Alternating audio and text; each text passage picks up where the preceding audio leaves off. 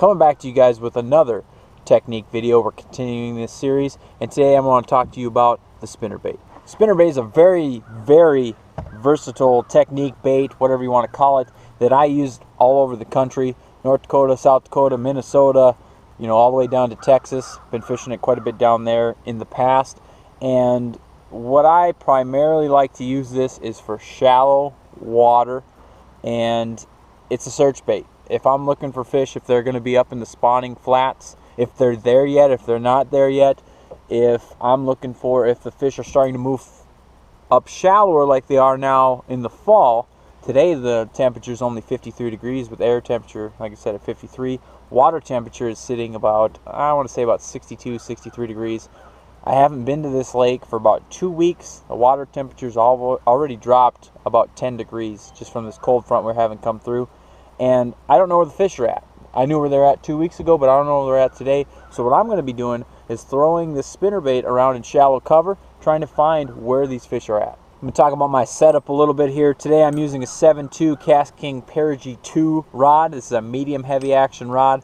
I got this on the Royale Legend bait casting reel with 20-pound KastKing Fluorocoat fluorocarbon.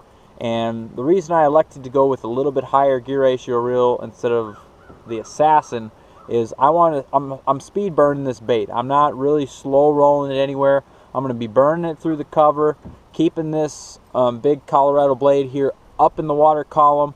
And I elected to go with 20-pound fluorocarbon. Here in Minnesota right now, the water is severely clear, and I just want to give those fish just to look at the bait, not let them know there's line here.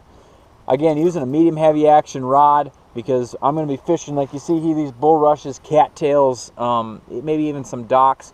Shallow water, just beating the bank, trying to find if the fish are shallow yet or not.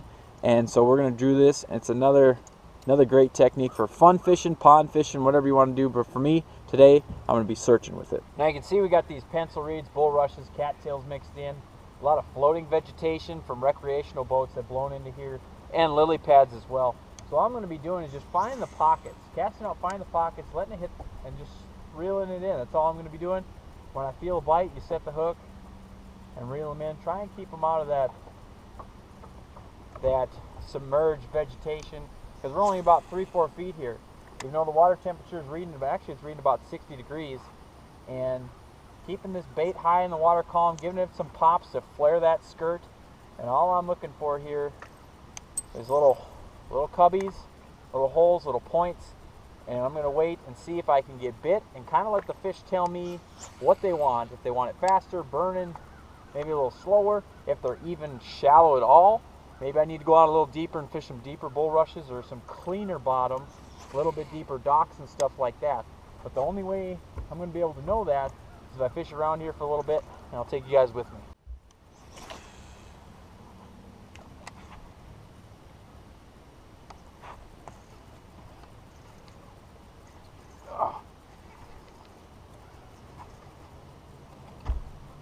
Cast right after that pike, up by this dock. Oh, there we go. That was literally the cast right after that second pike, up by this dock. Power pull down here a little bit. There we go. Threw up right next to that dock. That pontoon lift there. Look at that. 2.5 pound largemouth bass. Bright green. Fish is a little bit cold. Like I said, we're only in 3-4 feet of water. Water temperature in the low 60s. You can't really beat that, that's for sure. Put them back. Kiss them and release them.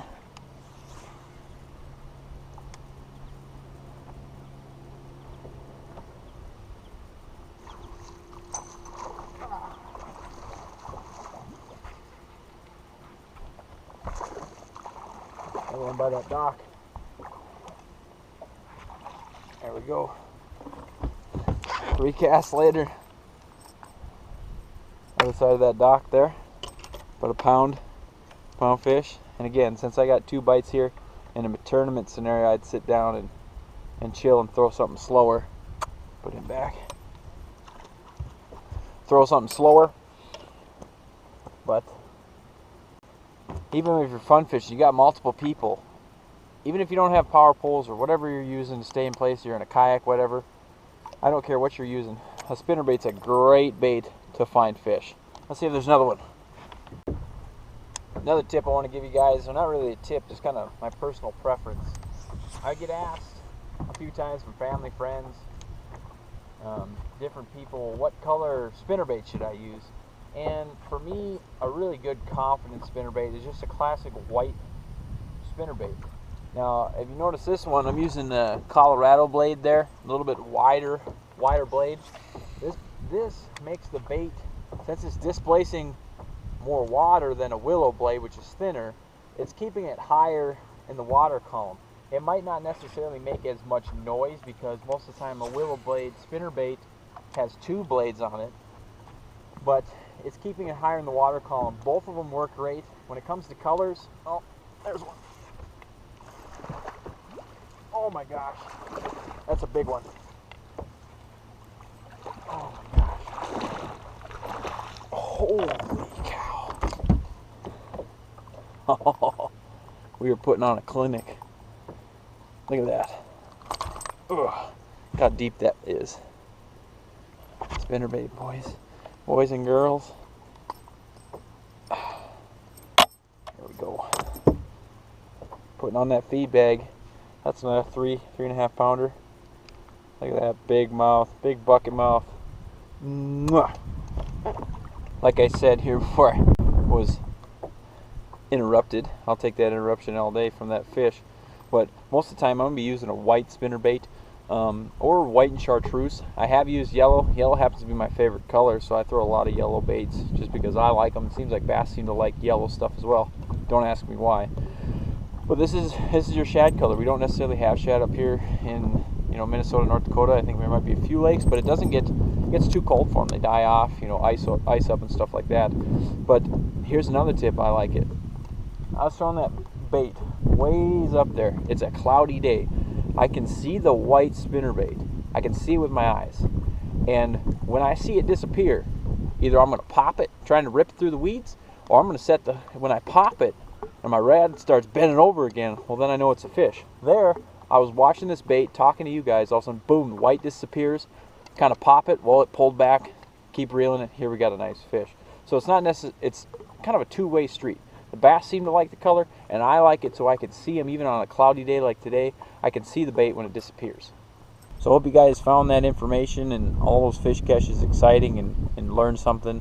If you guys haven't already, go check out KastKing on their YouTube channel and other social medias. If you're interested in the gear that I'm using here, line, rod, reel, setup, there's going to be links down below in my description. If you're interested in looking at them, checking them out, buying some, whatever have you, please click the links below. Again, if you haven't already, check me out on Instagram. I do a lot of pictures and stuff like that, try and keep you guys up to date in between videos on stuff like that, and Facebook and Twitter as well, all at Preston Outdoors. I want to thank you guys for watching, and tune in next time to Preston Outdoors.